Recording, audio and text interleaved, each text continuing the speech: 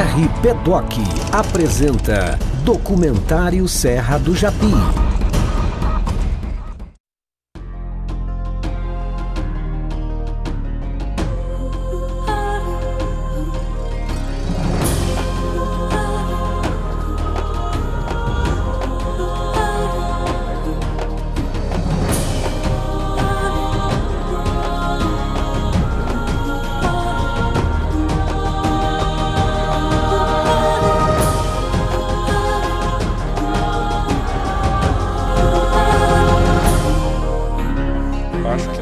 Merece respeito, porque afinal de contas nós somos parte dela, nós vivemos em função daquilo que ela nos proporciona. O meio ambiente tem que ser preservado ao todo, como um todo, né?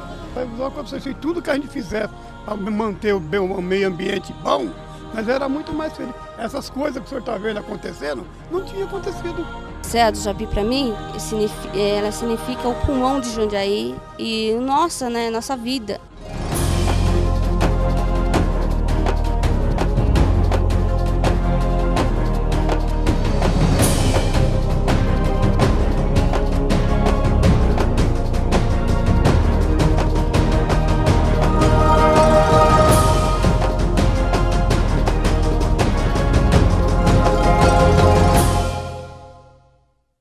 Serra do Japi, antes de tudo, é um local de uma riqueza de biodiversidade brutal e que nós estamos perdendo rapidamente pelo excesso de fluxo e até pelo uso imobiliário da terra, né? A Serra do Japi, ela foi uma serra que entrou em recuperação quando houve a quebra do café. E até então ela era uma série de sítios. Em 1920 ela já era toda parcelada. A Serra do Japi quase que inteira era parcelada. Você tem divisões judiciais nesse período, do sítio do Morro, do sítio dos Buenos. Eles chamam de sítio, mas eram grandes fazendas. Era só café, Todo lugar tinha café. Porque era fazenda, né? Tem a máquina aí, o moinho, era fazenda. Meu pai tinha sítio, né? Ele vinha baldear lenha nas costas, baldear café, baldear tudo quanto é coisa. A minha família comprou essa casa, essa propriedade, de uma família italiana, imigrantes italianos que vieram para cá e plantavam uva nessa região. E que é uma região que deu muita uva aqui também. Então a gente percebe que nesse começo do 1900 a nossa serra praticamente de verde, de floresta nativa, tinha muito pouco, né? E que foi recuperada ao longo desse tempo.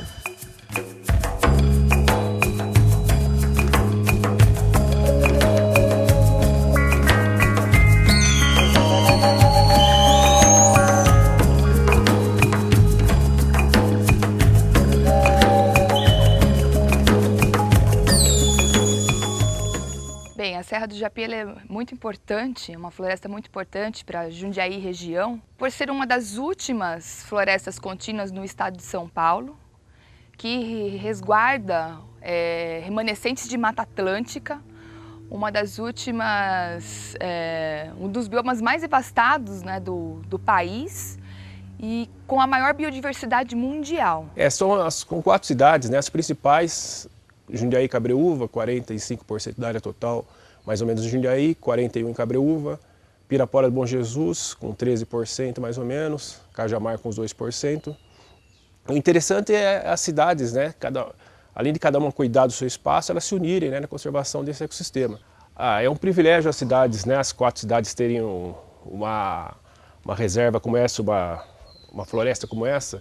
Então, o valor paisagístico, né, a beleza da floresta, o banco genético que nós temos, né? Então, várias espécies de seres vivos, de bactérias, passando por protozoários, fungos, plantas, animais. Ela serve para a nossa região como regulador climático, né? Tanto é que quando nós saímos tanto para Campinas quanto para São Paulo, a gente consegue perceber a diferença de clima e essa diferença exatamente tem uma relação direta com a Serra do Japi. Nós temos todo um processo de purificação do ar. Agora, uma das coisas mais importantes, não só para a Serra do Japi, mas como todas as áreas de Mata Atlântica, exatamente que elas são produtoras de água. Praticamente mais de 90% da população brasileira vive nos domínios da Mata Atlântica e toda a água consumida por essas pessoas provém de nascentes situadas nessa região de Mata Atlântica. Um fator importante, né, interessante do Japi é que ele está numa região de transição entre o litoral e o interior. Então nós vamos ver a influência do litoral através da vegetação de Mata Atlântica, não tão úmida como a vegetação do litoral, mas caracteriza por árvores de grande porte, muita samambaia, muita bromélia, orquídea. Nos picos a gente vai ver uma floresta mais seca, que lembra a vegetação do interior do estado de São Paulo. Além disso, nós temos os lajedos, que são afloramentos de quartzito, que tem uma vegetação completamente diferente, que vai lembrar uma vegetação de cerrado, cactácea, né, os cactos no meio desse lajedo, uma vegetação muito bonita. Então seria bem interessante porque você está vendo 3 fisionomias vegetais. Uma mais úmida, como a Mata Atlântica, a mais seca, de pico, e além disso os lajedos, com sua vegetação típica.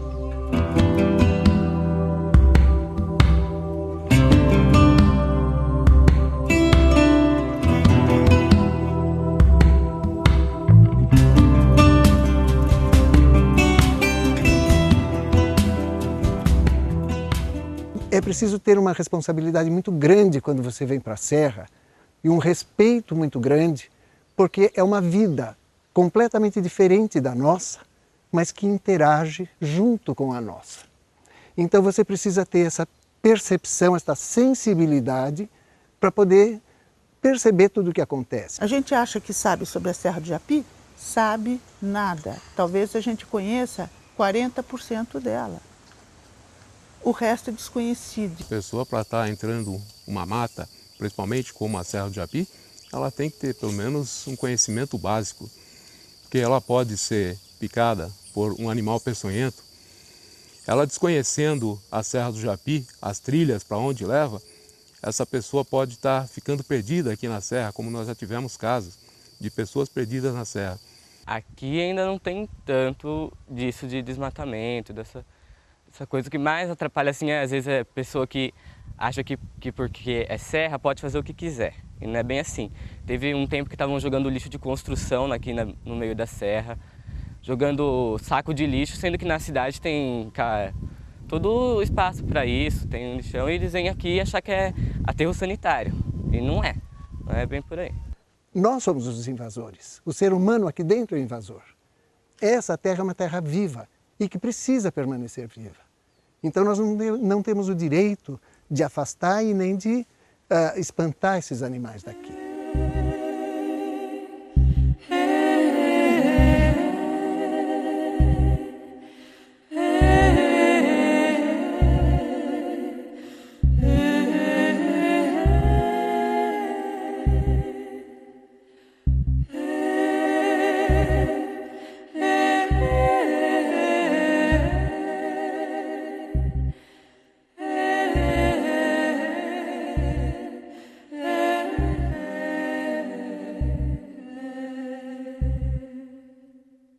Geralmente em épocas de queimadas na Serra do Japi, chegam assim com partes do corpo queimada, pelo todo queimado, chega assim precisando de atendimentos emergenciais, eles têm que ficar num período em quarentena, têm que passar por observação, medicação, só assim para poder ser devolvido na natureza. Os animais que conseguem fugir, eles acabam caindo em rodovias, em estradas, e muitos deles são atropelados.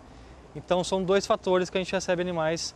Um fator que é a queimada, que a gente recebe animais de queimada, e os animais que conseguem escapar acabam sendo atropelados, porque não tem para onde correr. Quando se queima uma área, e dependendo da extensão, o impacto é muito grande, porque ele pode eliminar muitas espécies. Então é o principal fator de impacto na Serra do Japi. E ele é alimentado porque no entorno, no pé da serra, nas áreas fragmentadas e até mesmo dentro da serra tem uma série de capins exóticos, introduzidos, africanos, que onde ele entra, ele domina e extingue as espécies herbáceas, as trepadeiras da borda da mata, que é um ambiente muito importante em termos de sucessão.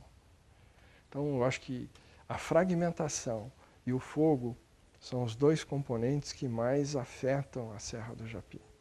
Se a gente entrar na serra e começar a destruir, né? Daqui a pouco, com a cidade completamente construída, né, completamente asfaltada, completamente coberta, uma cidade efetivamente de pedra, você tem uma serra verde, o que acontece? Há um impacto de clima que vai dar uma reversão.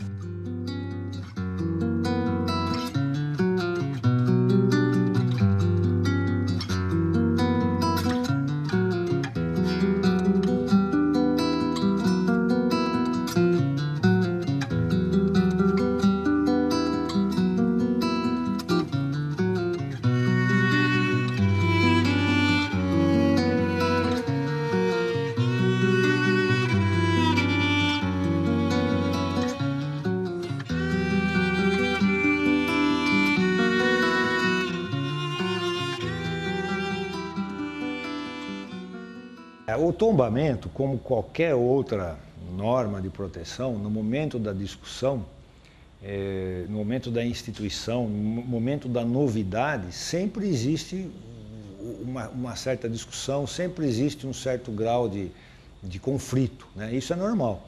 Então, na ocasião do tombamento, era muito mais sério, porque a consciência sobre, a conscientização quanto à importância da serra não era tão grande quanto agora, ao contrário. Foi o próprio tombamento que contribuiu muito para que essa conscientização existisse. O tombamento, então, ele começou a incentivar a vinda de pesquisadores. As primeiras teses, então, na área mais botânica e zoológicas, começaram a ser desenvolvidas em 1981, 83, e isso com o tombamento eles se intensificaram.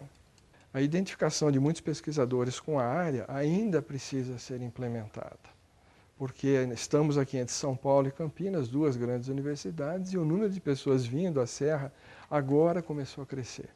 Então, outro grande marco para o desenvolvimento de pesquisa e preservação da Serra foi a criação da base, que criou condições para dois componentes. Primeiro, apoiar a pesquisa básica.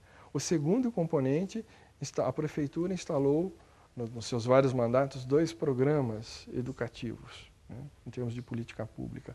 A base recebendo escolas, em termos de ensino de biologia e educação ambiental, e a criação do grupo de monitores, que também desempenha um papel muito importante, educando visitantes de todas as cidades do entorno. A cidade de Jundiaí teve uma solução muito interessante. Em 2004, no governo do Miguel Haddad mesmo, foi feita uma lei, a Lei 417, que ela congela a Serra do Japi. Né? Ela determina que a Serra do Japi passa a ser um parque. Por quê? Porque tem áreas que você não pode entrar nunca mais. Qualquer coisa que você vai fazer aqui na Serra, você é obrigado a deixar uma área muito extensa. Por exemplo, na área de preservação, você só pode construir 1% da área que você detém. 1%. Na cidade, você constrói 60% de ocupação do chão, né? Aqui é 1%. Ela ampliou a forma de participação da sociedade. Existe um conselho gestor da Serra do Japi, constituído de 16 membros, e dos quais 10 são da sociedade, 2 do Estado e 4 da Prefeitura. Então, a sociedade, os moradores, têm efetivamente a oportunidade de participar da gestão. Porque a conservação não deve partir apenas do poder público, mas também dos moradores. Então, vários moradores têm essa consciência de conservação da área, e às vezes é mais interessante manter a área particular, desde que o morador conserve essa área, né? E uma junção, né? Poder público, particulares, cuidando da floresta como um todo.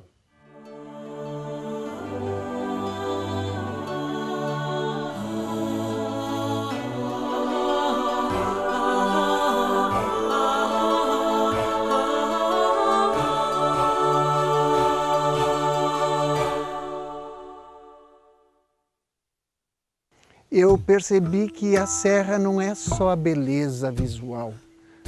Não é apenas isso que a gente vê, como você vai para a praia e vai apreciar o mar. Não é a mesma coisa, porque a serra tem uma vida diferente.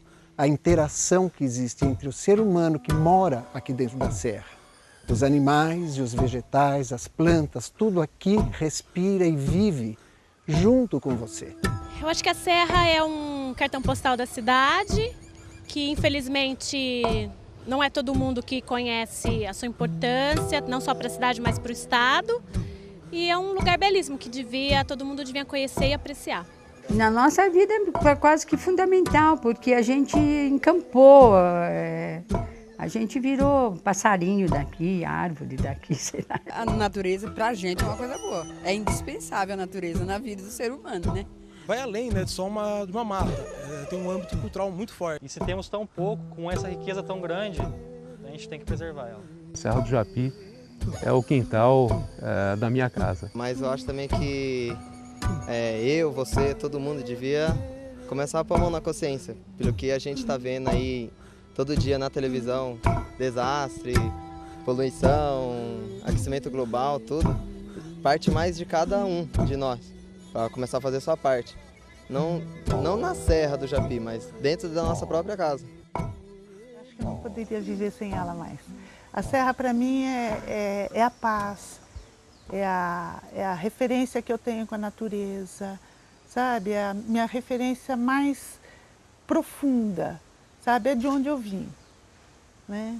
Quando a gente fala a origem do homem, para mim são duas origens, a África e a Serra do Japi, né? Para mim a Serra do Japi é a minha raiz. Eu acho que eu não consigo viver sem esse barulho de fundo, sabe? Sem esses bichos, que é uma emoção toda vez que você olha, sabe? Toda vez que você vê um bicho passando, um tatu que seja, um bicho preguiça, né? O coração bate forte, é muito gostoso, é especial.